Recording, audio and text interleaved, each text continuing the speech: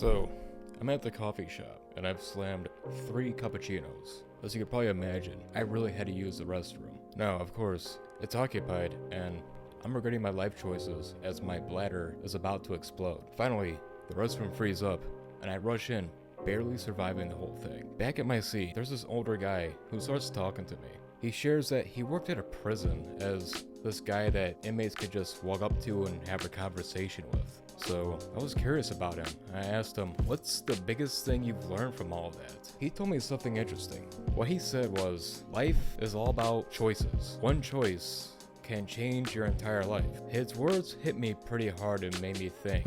There I was, the idiot who drank 3 cappuccinos and almost made my bladder explode, all because of a stupid choice that I made. This made me realize how little self-control I had compared to today. Most of my nights were washed away playing video games. I struggled to eat healthy, drank away all my problems every night, and overall just struggled to make better decisions for myself. I never used to pay attention to what the fuck I was doing, even though I wanted to be better. So if you have a hard time taking control over your life, and maybe you want to change, then well, hey, this is for you. So let me say this. The person you are today is due to the decisions you've made over the past 6 months. If you're not the person you want to be, that's because you have not taken enough accountability over yourself.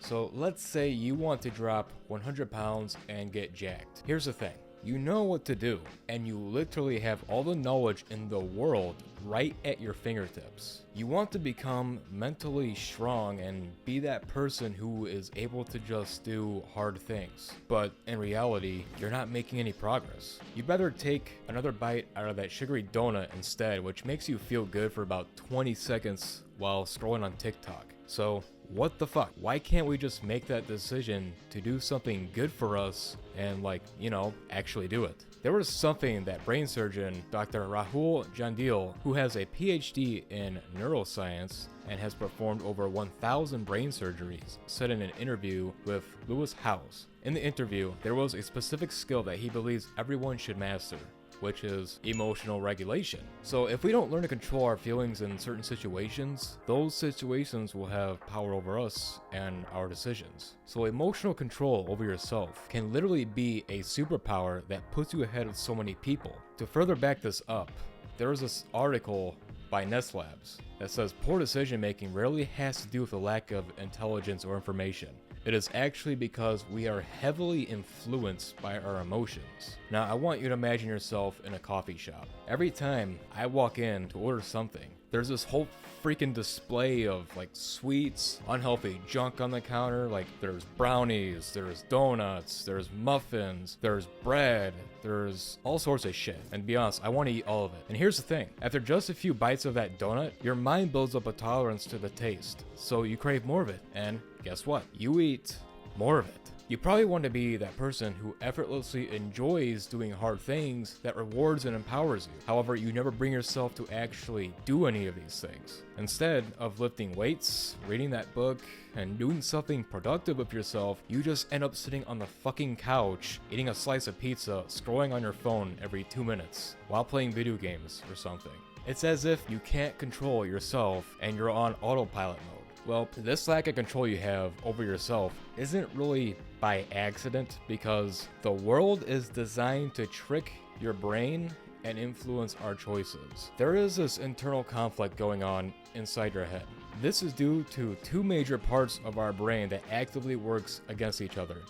This thing. There's the outdated primal part known as a limbic brain, and there's a newer, more evolved part of your brain known as a neocortex and the prefrontal cortex. The prefrontal cortex is responsible for logical thinking and decision making. The primal part of your brain is responsible for emotions and desires. So when you experience that impulse to buy something that you don't need, that craving for junk food, or giving into that comfort of playing video games instead of being productive, that is the illogical part of your brain, disconnecting you from reality. and you don't really listen to you. Our brains are overwhelmed by today's stressful environment. The days blur together and your brain conserves energy by doing less thinking, trying to navigate the modern world while being designed for a more simple life. Take that McDonald's ad on Instagram, for example. It entices you to eat unhealthy food after work when you're tired and unmotivated. They really take advantage of this. Instead of going to the grocery store to cook, you just grab fast food on your way home because it's faster, easier, and more convenient. Then as you eat, you scroll on your phone where companies and pages track your activity and feed you pointless content to try and give you things that you want but don't need, influencing and taking advantage of your already tired brain with marketing.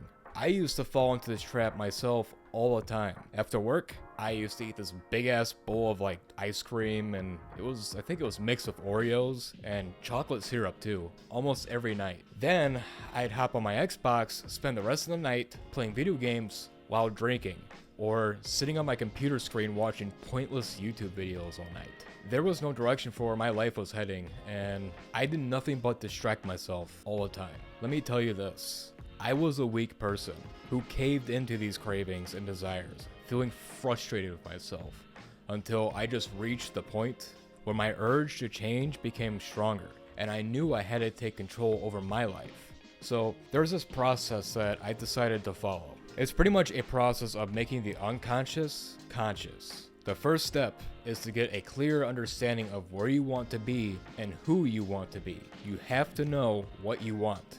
If you don't, then, well, that's a whole other topic for another video. Take some time out of your day and write down all of your thoughts, your frustrations, your emotions, put it all on paper, get it all out. And then from there, take an inverted approach. Picture in your head exactly who you don't want to become and what you don't want your life to look like. Write down the steps and actions that will make you like this.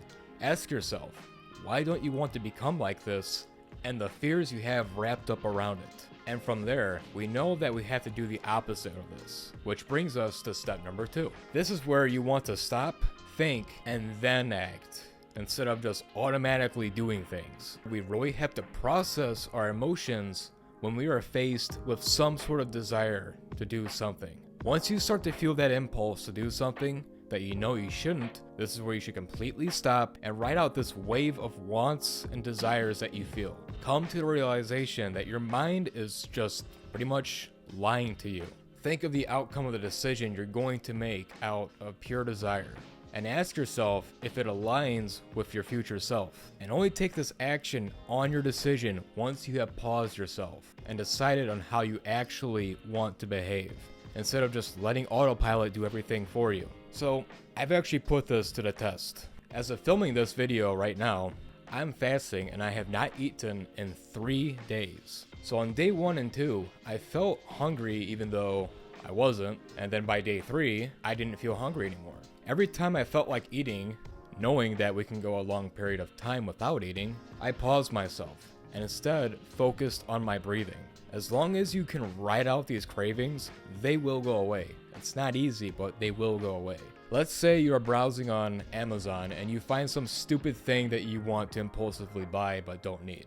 Add it to your shopping cart and then just leave it there overnight. The next day, you will most likely see it but not really want it anymore. So instead of instantly acting upon your own thoughts and desires, just pause and think. And then realize that those cravings and desires in your mind to do things that are not good for you are just simply mere thoughts. The world is full of choices, and you have the ability to choose who you are and make yourself. Our identities are the sole reflection of our choices. Understand that where you are now is a direct result of your past decisions, and where you will be tomorrow depends on the choices you make today. That's it for this video.